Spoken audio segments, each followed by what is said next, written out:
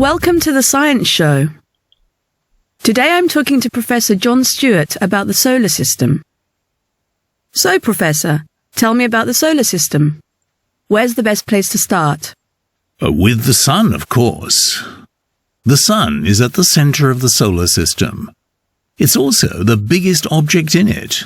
In fact, the word solar in solar system means the Sun. Everything else in the solar system moves around it, including the 8 planets. Can you tell us something about the planets? Of course, we can put the planets into 2 groups, the inner planets and the outer planets. I'll start with the inner planets, Mercury, Venus, Earth, and Mars. These are the planets that are closest to the Sun. They are also the smallest planets, and they all have a rocky surface. The Earth is unusual because it's got both water and ice, but Mercury and Mars have some ice on them too. What about the outer planets? How are they different?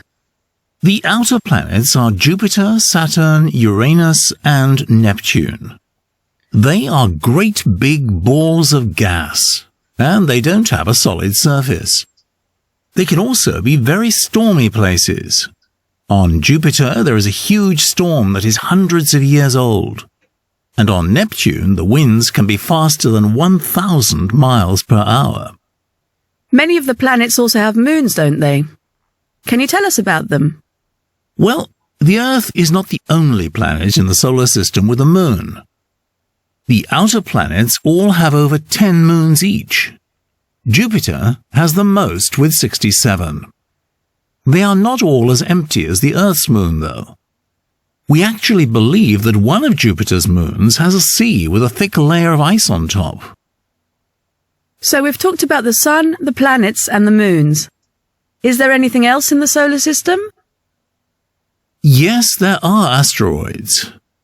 Asteroids are like planets, but smaller. Some are hundreds of miles across.